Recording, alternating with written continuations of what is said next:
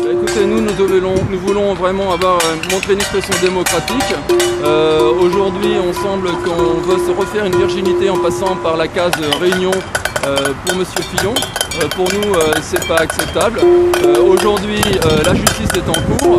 Il y a une situation qui nous semble particulièrement grave en termes de transparence par rapport à des emplois supposés de Mme Fillon. Nous, ce qu'on ne comprend pas, c'est comment on peut demander l'impunité dans une telle situation. Les élus ne sont pas au-dessus des lois et c'est pour ça que nous sommes là pour dire que La Réunion mérite autre chose et mérite en particulier aussi qu'on parle d'un programme social qui soit à la hauteur. Nous savons par exemple que dans le programme de M. Fillon, on parle de la suppression de 500 000 fonctionnaires. 500 000 fonctionnaires, ça veut dire moins de personnel dans les hôpitaux, moins de personnel dans les écoles, pour les transports, dans l'énergie. Pour nous, c'est pas acceptable. Nous savons que le service public est un pilier véritablement des gens qui sont les plus démunis. Et donc aujourd'hui, c'est une politique qui nous fait vraiment froid dans le dos. Un autre point très important, c'est la fraude sociale.